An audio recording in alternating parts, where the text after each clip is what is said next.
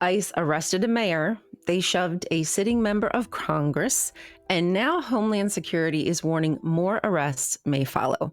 Welcome back to Theocracy Watch, where we track how theology is being fused with law to sanctify state violence. This isn't just immigration enforcement, it's the weaponization of state power justified through Christian exceptionalism, enforced by ICE, being bankrolled by a $1 billion government detention contract. The system didn't appear overnight. It was engineered during the Trump administration when Stephen Miller dismantled asylum protections and pushed to suspend habeas corpus so immigrants could be detained indefinitely without trial, without a judge, using a entirely. He calls it an invasion. ICE treated it like scripture. Through programs like 287G, they began to deputize local police departments to carry out immigration enforcement, blurring the line between community policing and border patrol, and turning cities into frontline battlegrounds of a puritanical nationalist agenda. This is what scholars are calling carceral theology, where punishment becomes policy, state violence is framed as moral order. Take Delaney Hall, a private detention center in Newark.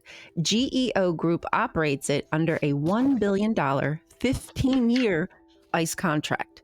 Detainees clean toilets, sort mail, or other odd jobs for free, or maybe even for $1 a day, while firms like BlackRock, Vanguard, and Fidelity profit from every filled bed. Their system incentivizes skipping due process and treating humans as a commodity. Food is spoiled, if edible at all. Medical care is delayed, if given at all.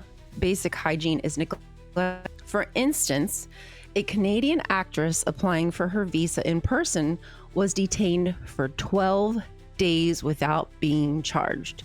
She shared some of the horrible conditions inside of the facility. Freezing temperatures, no blankets, one plastic spoon and cup for the 12-day imprisonment, no feminine hygiene, no phone calls, and so on. Yes, she came here to work in this country and ended up detained. For the first 3 days, she was not even allowed to use the phone. This is what scholars are also calling displacement economy, where migrants are commodified and disposability is part of their policy. Now, the crackdown is targeting elected officials, you guys. On May 9th, Newark Mayor Ross Baraka, and I apologize if I didn't say that correctly, arrived for a lawful inspection at Delaney Hall and was placed in handcuffs.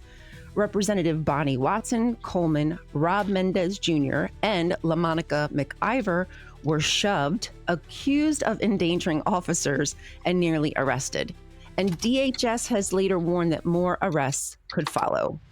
Local inspectors have since been denied access, and days later, Massachusetts City Council member Etel Haji was, and I apologize for that pronunciation, was arrested also at an ICE demonstration. Oversight is being criminalized.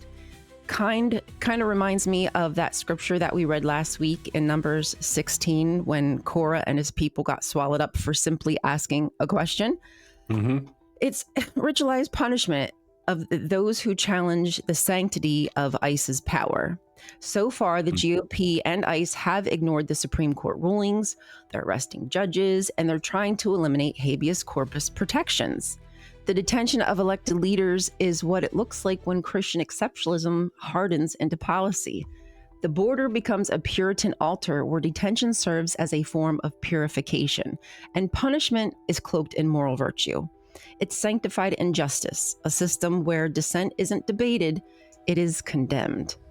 Theocrats are writing the blueprint while ICE enforces it, and the courts have grown disturbingly quiet. If a sitting mayor and members of Congress can be arrested for demanding answers, what chance do the rest of us have?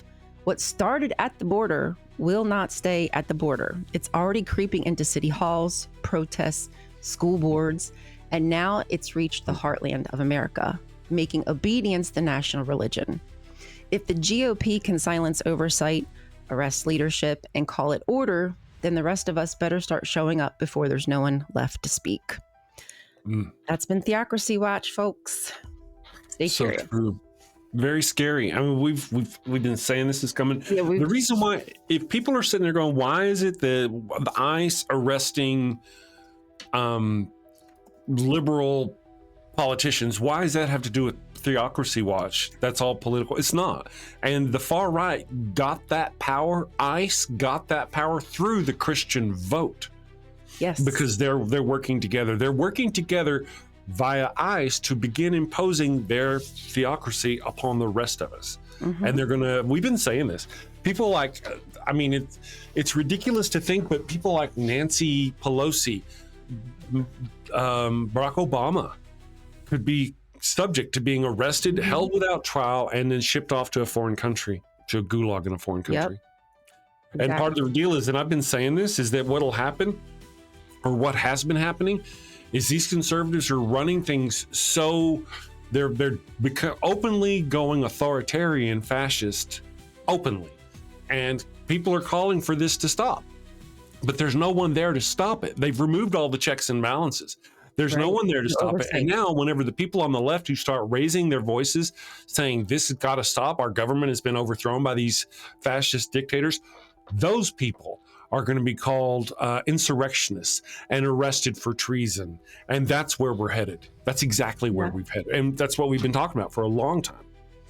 It's just starting. This Puritan way of seeing this country. You should look like, you should act like, you should talk like, in a very specific way. And if you don't meet that, then they consider you an invader of their moral, I don't know, groundwork. But there's no framework that I consider to be moral whatsoever.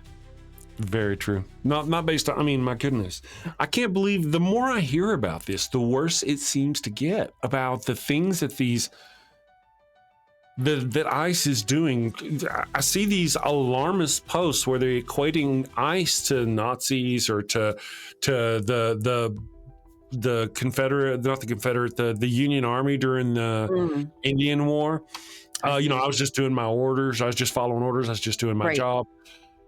Man, that's exactly what ICE is doing. At what point do these people in ICE actually stop? Are we going to have these people who work in ICE start going, hey, this is too much, and turning and exposing them, showing videos of what's going on in the background? I'm just waiting to see videos or hidden videos come out of the El Salvadoran prison to see what's going on there, what's happened there in the past.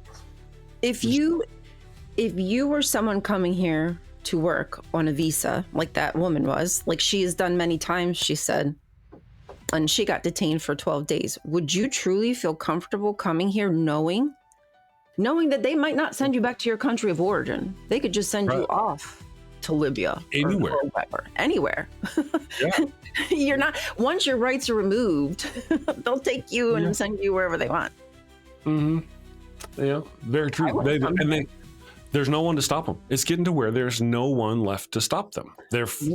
They say they came in with Doge to get rid of inefficiency in the government, but really that was more about removing the checks and balances than it was inefficiency. And now they've done that, and we'll see where this goes. Gestapo is a great word, Patty. Very apropos